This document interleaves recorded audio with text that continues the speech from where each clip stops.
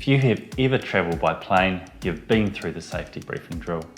You are reminded that in the event of a cabin decompression, an oxygen mask will automatically drop down in front of you. The safety briefing drill explains how to use the mask and indicates if you're travelling with a child or someone who requires assistance, secure your mask first and then assist the other person. The analogy of the oxygen mask sums up why self-care is important. In order to best care for others, you need to first care for yourself. You really are of little help to anyone if you're unconscious. Self-care includes all of you. The physical, the mental, the social, the emotional and the spiritual. These are all designed as an integrated whole that impact on each other. A lot of what we cover in this course focuses on your spiritual health. So, for the next few minutes, we're going to look a little bit closer at the other aspects. Our minds are more complex and wonderful than we'll ever understand, and our lives are moving in the direction of our strongest thoughts. Taking care of your mental health starts with taking care of what you're thinking about. Therefore, take time to reflect on what you think. It is a good habit to cultivate because thoughts are so powerful in our lives and we are wise to undertake a regular stocktake. In 2 Corinthians 10, Paul tells us that we need to take captive every thought and make it obedient to Christ. In other words, we check every thought, and if it's a lie, we replace it with truth.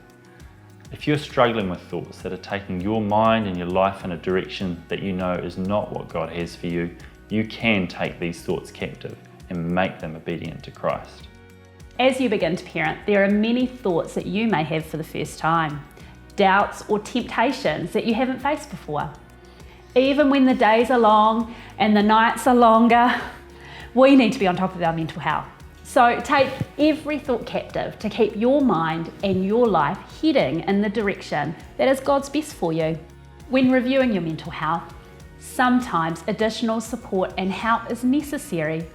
For example, you may suffer from pre- or postnatal depression, which this course will not cover, but have a chat to your facilitator about where you might get professional help. Physical health is also important. Being a new parent is a busy and physically demanding time.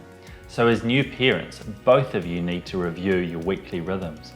In the early days of parenting, it can be helpful to schedule meal times around your baby's sleeps. This ensures you do actually eat and can focus a little on what you're putting into your body. We also found it helpful to work out who eats faster.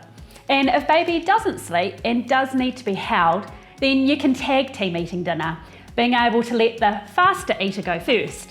This makes for a much more harmonious time at the dinner table. Ask a few friends and family to provide easy to heat freezer meals so when it comes time to eat, you only have to reheat and not prepare. If you're heading out to work, use break times for fresh air and a bit of exercise. Any time on the phone is a time for walking, be it around the lounge or outside or in the office corridor.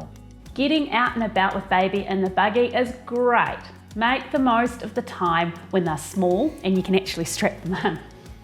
If a nap works for you while baby is napping, then take the time to do that.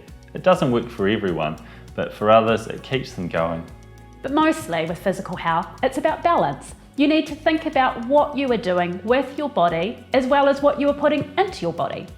Physical health has a flow-on effect into our mental health and your energy levels for social interaction. You might not think social interaction is helping you care for yourself, but it absolutely is. We will discuss details about various groups that you can interact with in session 4. But for now, begin by having a think about how you might catch up with friends and family when baby arrives. You know, emotionally, this time can feel like a roller coaster. Emotional health at this point is recognizing how you're feeling and being able to communicate this to someone you trust. You can have an honest dialogue with them. This could be a trusted friend who can act as a barometer for your emotional health.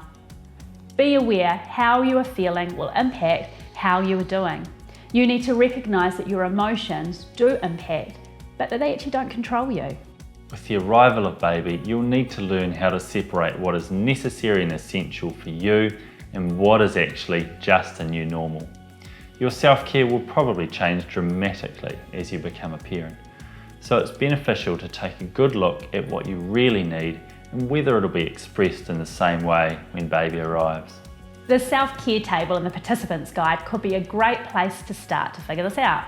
The table gives you some space to record some little and big activities you could undertake to remain healthy in each of these areas.